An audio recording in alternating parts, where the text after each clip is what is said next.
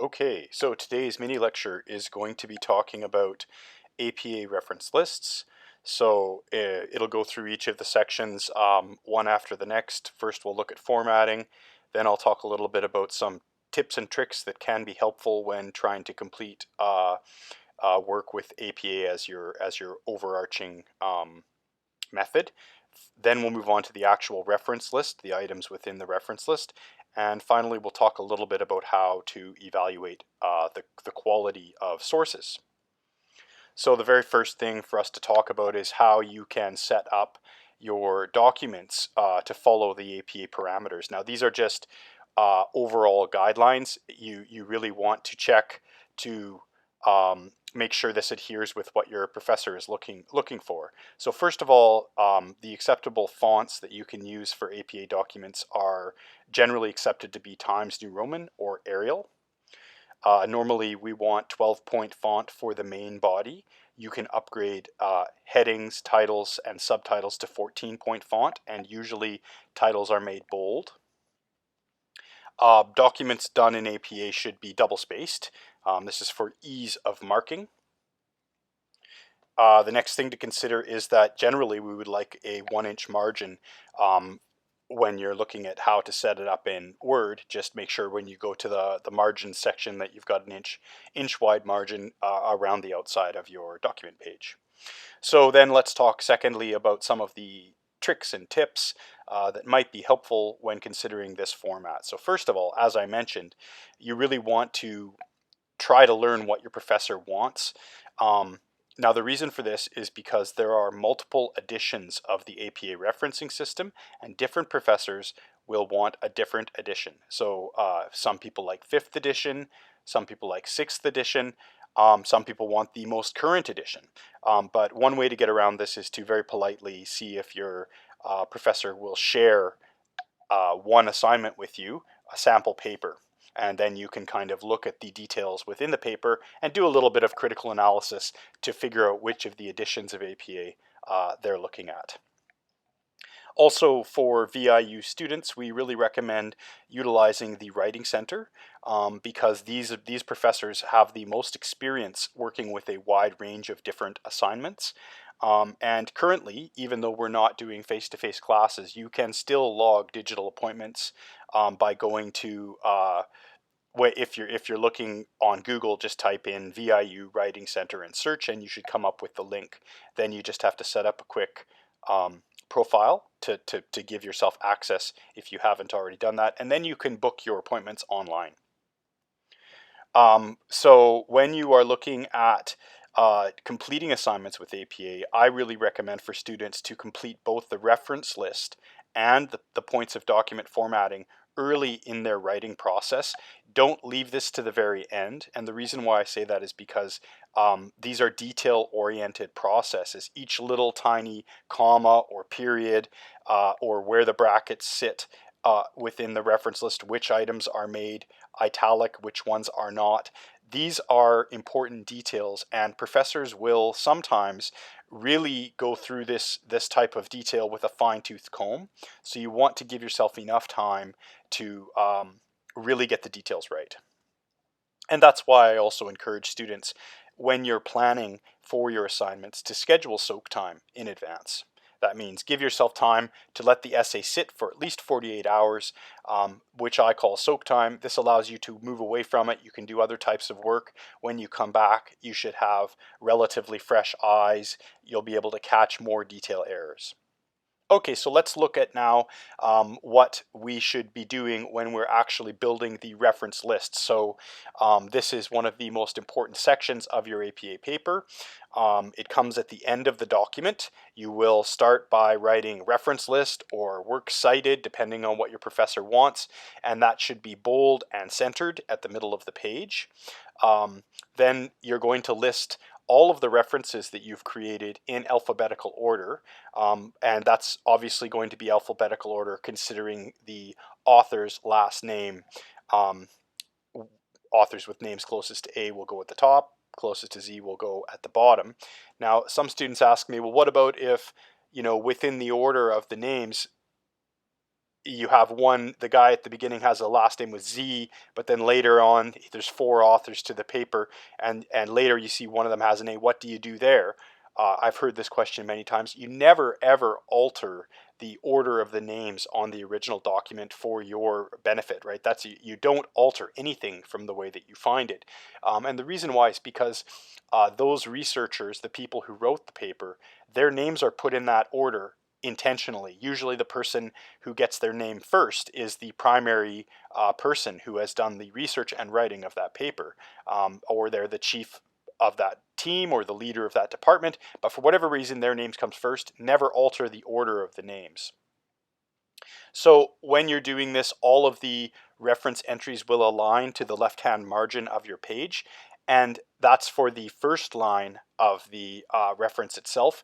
If the reference information is long and it goes down to a secondary line, you're going to want to indent that secondary line. So the first line of your references align to the left-hand margin, and then the secondary lines are indented, kind of like the opposite of a paragraph. You know, in a paragraph, your first line is indented, then all the rest of the lines align to the left. The APA references are kind of completely backwards of that, where the first line of each reference aligns to the left, and then second or third or fourth line, they will all be indented. And I do a hanging indent on Word document, which is something we can look at doing. If you want me to do that, I can demonstrate that face to face in class. Really be careful about all the details, as I mentioned on the last page. One misplaced comma, one misplaced period, and depending on the professor, they may give you a pretty large deduction. Some professors want every single detail on that page to be correct for you to get full points. In my class, it's the same. If there's a little tiny mistake on your reference list, you'll get some deductions for each mistake that is present. So details do really matter, so triple check everything. Okay, so if we're looking at a specific reference entry on your reference list, there are generally 5 pieces of data that each reference will need. That's the name of the author, and we go last name, comma, abbreviation of the first name, period. Okay, so for me, my name's Matthew Finlayson. If you were putting my name on your reference list, it would be Finlayson, comma, capital M, period. Those are the details.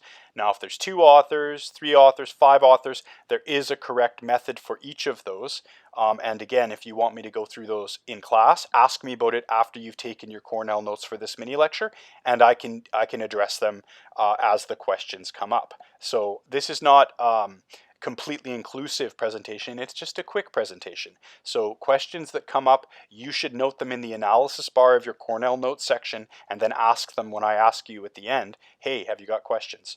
Data piece number 2, this will be the date that the article was published in brackets with a period at the end.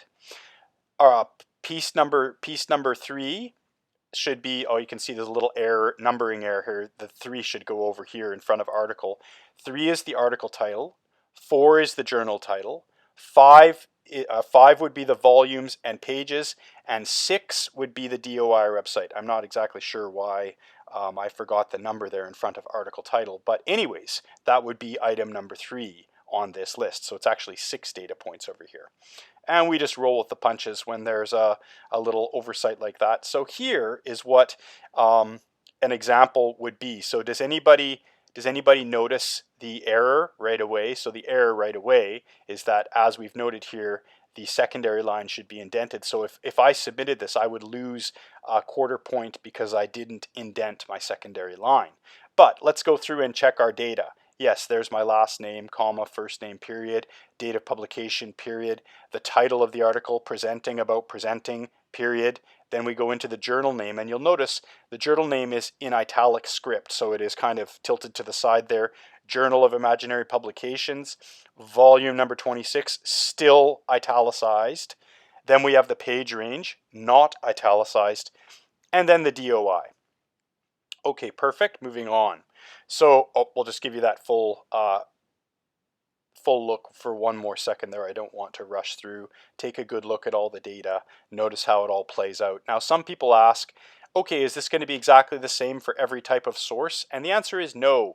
Every slightly different type of source will look slightly different, so the detail will be different. The details within it will be different. However, that being said, this is a strong general example, and the reason why I prefer to show a journal article example is because journal articles are among the most credible sources. So usually the top three types of sources that I will accept are journal articles, organizational websites, or media sources as a tertiary. And so then you should become familiar, and of course books, physical books that have gone through the publication process are fully allowable as well. So you should be familiar with at least those four types of reference entries: journal articles from a reputable journal, website from an organization like an NGO or NPO, media sources like the Globe and Mail or the Washington Post, and finally, published books. Okay, so how do we evaluate the quality of sources? There's a few different factors that go into this. The metaphor I like to use is the Olympic scale. So there's gold standard, silver, and bronze. Below bronze, generally, I do not encourage students to use those types of sources. So gold standard would be peer-reviewed journal articles with a DOI. So the DOI is crucial. DOI stands for Digital Object Identifier. So essentially, it's like the serial number, like a digital serial number for that journal article, for that intellectual property. Because when we're looking at journal articles, that's actually what we're looking at. We're looking at a professor's or a team of professors' intellectual property. And as I've noted in brackets at the end, the more recent or current the research is, obviously the more valuable it is because it's new. And what we see is that research is constantly being updated and changed and evolved. So if you get a paper from 1978, for example, it might be outdated and new research might have disproved that information at a later time. So you always aim for recent publications, and generally professors want publications that are within the last 5 years. Silver standard of sources would be, again, peer-reviewed articles, older, it says in brackets, so that means older than 5 years.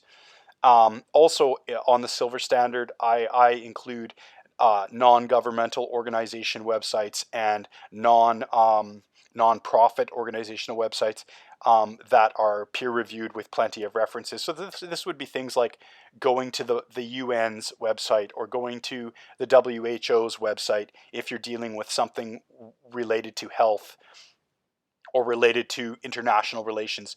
So you're looking for organizations that have a high level of credibility based on their past track record as research bodies. So that's kind of a guidelines for the silver, older articles or reputable organizational websites. You could even go to governmental websites like the Government of Canada stats page or the Government of America stats page. They're also considered reputable. And the reason why is because of the peer review process. What peer review means is before that piece of data can be published, it has to be checked by other experts in that field. That's what the peer review process is. So when we know that something has been peer reviewed, then we suddenly have more confidence in it because it's been checked by other experts. So then bronze standard would be those media-based articles that I mentioned, things like newspapers that have a long history, or even some of the kind of media-driven media-driven magazines like Time or People or The Atlantic, for example, that are credible, well-established literature/media types of journals. Now, we don't use these as the primary source. We'd want to have them as an additional source to one of the gold or silver standards. Now, the reason why is because the other thing you need to keep in mind for those media sources is that they probably have a political agenda. So if you're going to use them, you also need to be aware that you're representing the political agenda of that particular body.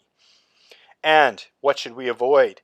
Obviously, things like Wikipedia, blogs, and businesses' websites, because again, we don't know how valid the information is, or there's going to be a strongly biased slant of information from these three types of sources.